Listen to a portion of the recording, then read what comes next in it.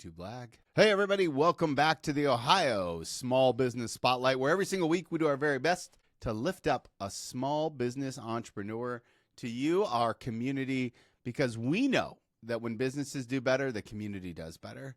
I'm here with my co-host, Greg Fay. Greg, why don't you tell everybody who we got on the podcast today? Mr. Christopher Wamsley, who is the owner of Elevate Sports and the coach, and I'm going to get the college right this time, baseball, not softball, Edison State. There we go. Man, been wanting to have Chris on here for a while because he does wear several hats, a couple different businesses, even a couple of businesses that he does not own right now anymore. But I'm sure that his story is going to be incredible, and I'm sure that there are going to be some takeaways for people that are in business in this community, that they're going to be able to see some things that he overcame and some things he figured out. So welcome, Chris. We're super happy to have you. Thank you. Good to see you guys. Appreciate it. Chris, I always like to start off with kind of an origin story. How did you know, or when did you realize that you were a kind of cut from a different cloth? You were an entrepreneur. Actually, kind of goes back to my, my childhood. I grew up in Knoxville, Tennessee. My dad was in Ohio. My mom's side of the family were all in Knoxville. And early on, even out of high school, I knew that getting outside of the little town at the time of Knoxville and pursuing something else was kind of something I wanted. Always had an itch for business, entrepreneurship, kind of wanted to do my own thing, even though it took me a while to get those pieces to plug in just right and be able to pull the trigger on some things. But that always had that itch. Always had that itch. So, Chris, right now, you've got a lot of different relationships that you've got to manage. And all of the business owners that we've had on have talked about managing relationships, whether it be with vendors, whether it be with customers, whether it be with employees. What has been the most difficult relationship for you to manage communication-wise? And when you realized it was so difficult, what is something that you realize, man, I got to start doing this going forward? I got to figure this out. This is so important. What would that one thing be with communication? Yeah, I think probably the biggest thing is communication internally, for us and for my personal experiences, more even than externally. The people that are close to me and the closest people that work within my organization or the closest suppliers, being able to communicate with them accurately as to what our needs are, exactly what we need from them. Many times we know what we need, I think, as business owners, and we just kind of expect everyone to be on board and follow the lead as we're used to doing as a business leader, and to learn to communicate, not only communicate, but communicate in different ways, that different various individuals understand. I'm 50 years old and having to adapt to the new world, as I'm sure you guys have seen, of text messaging or Snapchats and Instagrams and social media type presence has been a huge adjustment for our business. Social media has been monstrous to our success. I feel like at Elevate, it's something we're still trying to master and get right every day, but that's been a huge adjustment for us. One of the interesting things about the kind of work that you do, a lot of what you do, from my experience, is sports training. So you help young athletes or student athletes elevate their game so that they can continue to live out the calling that maybe they feel on their life. Now, here's what's crazy about the kind of service-based industry that you're in, that I'm in, is that the results will vary based off of people, right? And so somebody like, Carson Atkins, who's on your team, versus a Connor Miltenberger, who you've trained, both of them, they have very different types of athletes. How do you determine what success looks like in a service-based industry that varies by people so much? That's a good question. It's funny because I'm always telling our staff and our assistant coaches and our coaches with our Elevate youth teams and everything that you push those athletes who want to be pushed. They kind of show you early on what their hunger level is. And it doesn't necessarily mean that everybody wants to play college baseball or softball or soccer or any of the various fields that we engage with athletes. Maybe they want to be the very best that they can be on the high school team, or they just want to make the high school team. So really engaging, at a first session when we bring athletes in, we always schedule extra time. And that's why, is because we want to have that time to kind of get to know them. They get to know us. What are your goals? What are your plans? And then let's lay out the map, the plan for how we get there. So I think establishing that kind of ground level up front and really digging into what are we looking for? What are mom and dad looking for? What's feasible? What's realistic? And then having some honest conversations, honestly, along the way to start to grow in that route. All right, Chris, jumping back in, one of the things that I'm curious about is between the work that you have to do at the college and the work that you do in your business, how do you maintain focus and vision for both? How do you split your time so that everyone can get a piece of the Wamsley? A piece of the Wamsley. I don't know that anybody wants a piece of the Wamsley, but maybe, maybe certain areas, but certainly not others. Um, you know, that that's that's probably one of the toughest hurdles, and probably not just for me, but for any of us that engage in different facets of business. I'm sure Greg faces the same challenges. It's definitely a juggling act, from day to day. I think it becomes very important to prioritize the time among the different businesses. We practice Monday, Tuesday, Thursday, Friday, 8 a.m. to 11 a.m. at Edison State. So setting my time frame that I know during that time I'm all in on Edison State. When Edison State ends at 11 a.m. and the phone calls start and the plans start for the day at Edison, I have to be all focused. At mixing, intermingling the two, I found out is very distracting. And you seem to jump from one foot to the other. I think it's important to schedule those things and maintain those details of both pieces that allow you to focus solely on those pieces, and having great people around you. I mean, I'm very blessed. God's blessed us with some very good surrounding team members that do a wonderful job of, picking up the pieces and kind of setting things up for me, having the chessboard set in place so I can start moving the pieces as I come back in on both sides from one place or the other. So the people around us are key to those things as well. Boy, we hear that. I know Tony will give a nod to that. We hear that from business owners, the team that you surround yourself really. So you talked about distractions, but I want to talk about a different type of distraction because there's outside noise. There's the distraction of just your schedule and making sure that you prioritize everything that needs to be done. Mm. But in what you do, it's unique. The outside noise for me is, competition and taking care of existing customers and fires that ultimately need to be put out. But distractions and the outside noise is different for you. The outside noise could be parents that feel that, their kid isn't getting enough attention. It could be fans. I mean, you're a coach of a local college baseball team. So there's that news right there. And how do you, I love how you said that you keep your team focused, but how do you insulate them and how do you keep yourself from hearing that outsized noise that could have a negative impact? Yeah. Um, I don't always do as good a job of that as I wish I could. I'll be honest with you. It's hard sometimes, as much as we all try to pretend we're superhuman in this world of entrepreneur business models.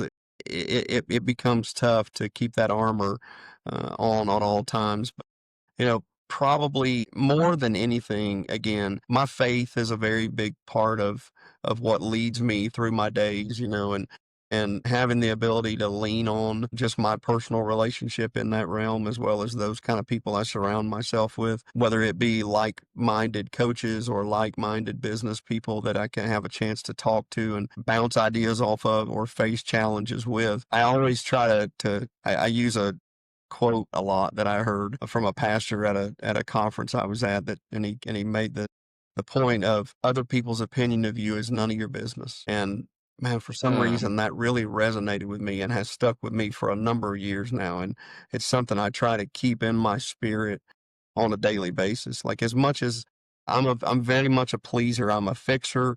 If there's a problem, let's get it handled and solve it and move on. But at the same time, my struggle was that of you're never going to make everybody happy. As long as I know at the end of the day, I lay my head on the pillow. I've put everything I have of myself into every person that I saw, every player that plays for me, every athlete that stepped in the tunnel for training in a session. That's got to be the driving factor to why I do what I do, and the feedback that comes in those moments just solidifies that for us. Yeah. So good, so much there. I think I'll ask one more question. I'll let Greg ask one more, and then we'll put a bow on this episode here. One of the things I know about coaching as an executive coach myself is that so much of the work that we do is psychological. Right? You're dealing with the mind. Sure. People don't often associate baseball coach or baseball trainer with counselor. The next generation is really struggling with anxiety and resiliency. Mm-hmm.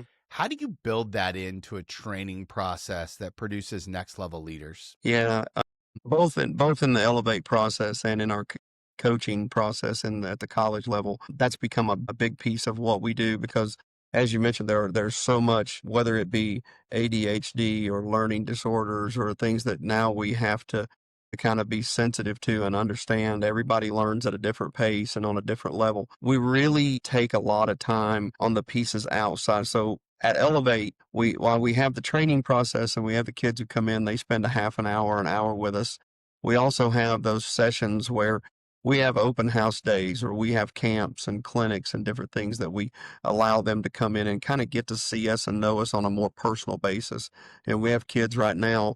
One of our younger guys has got a birthday coming up, and every trainer in our facility is invited to his 9-year-old birthday party, jump houses and roller skates and all those kind of things. So allowing for them to see us in that kind of more personable manner, I think has been invaluable. And we have, just a great team of people who engage from that level. And at the college level, it's a different kind of approach, but a similar mindset because we're still dealing with young people, but we're dealing with people that are more along the lines of dipping their toe into the adult world and starting to see some of the challenges that happen there, not really knowing how to deal with them or how to confront those things. And we're getting ready to have here at the end of October, we finish our fall season and we do a week every week at Edison that I call Family Week, where we bring all the players and coaches in together into the room and we talk about anything and everything about ourselves except baseball. And I always share some stories, some testimony, however you want to view it, a little bit of a mix of both personal faith, my whole journey, wrongs, rights, and indifference. And it's amazing the things that come out of these 18-year-old bodies that they lived in their cars, and mom passed away when they were 3, dad got killed in a car wreck. I mean, I had a player last year, not mentioning names, but his father had passed away in the line of duty as a state trooper, and his mother was on her 4th round with a terminal cancer who ended up passing away. This kid was 19 years old, parents gone.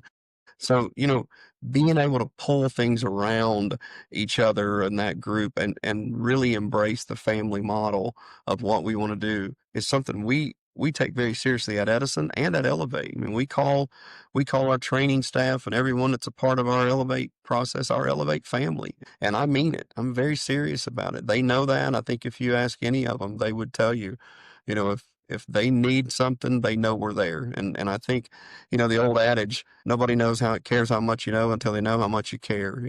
There's many ways to apply that. And if anything's needed in this world, it's that adage in this day and time.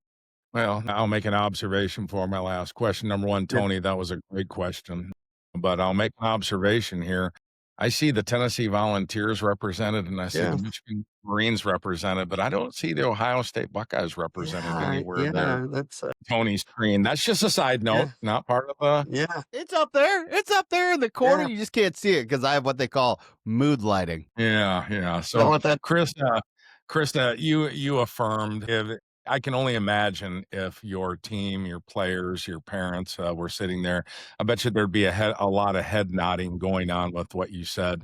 Tell me, Chris, in all of your experience, and it doesn't have to be, like I said, you've worn a business owner hat in many different industries. What is the thing that Tony and I find that business owners are tripped up by is that thing that they did not know was going to jump out of the bushes. It just jumped out. They weren't expecting it. They weren't prepared for it. The successful ones navigate it. But what is something like that that you can recall in one of your entity lives that you've had that just jumped out and you were like, holy smokes, man, I did not see that coming, but we got to figure it out. What would one thing be?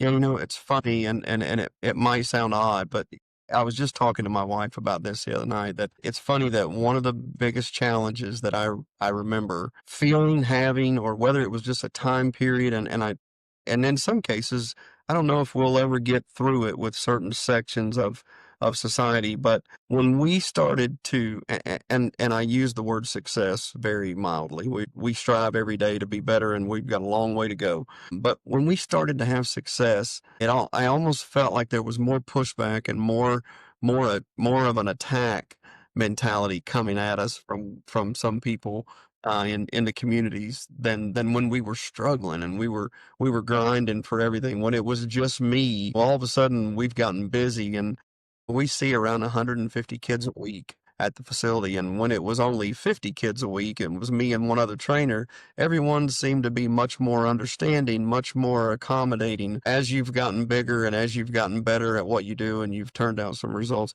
that went on for a while there, we seem to have gotten past it here in the last couple of years. But as we were in the midst of that kind of peak growth point, we had a lot of people who weren't quite as understanding. The expectations that come along with success, not only on ourselves, but from those from the outside looking in, that just sometimes don't understand exactly what it takes to get to that level. We've all put in a tremendous amount of work in the late night hours, and we've had people shy away from the business because we are busy and the facility is packed. And from their perspective, that means we don't really need the business. They'll go somewhere else when we need it more than ever at that point. So that was a hard one for me to get my head around, for sure.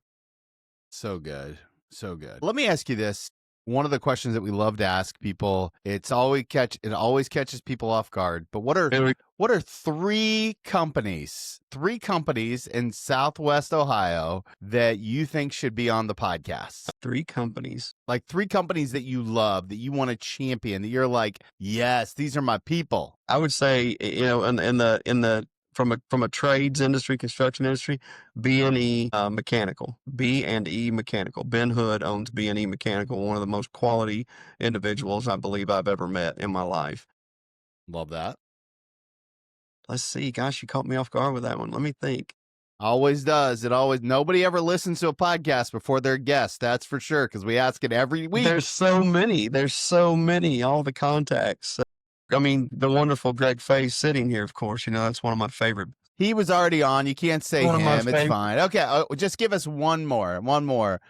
You mentioned FCA. Do you think we should get Todd Pickthorn on this thing? Todd Pickthorn be great. I would. He would be a gem. FCA Todd Pickthorn. That would definitely be one I'd love to see. Yeah, let's do that. Fellowship of Christian Athletes. Absolutely. Let's do that. Absolutely.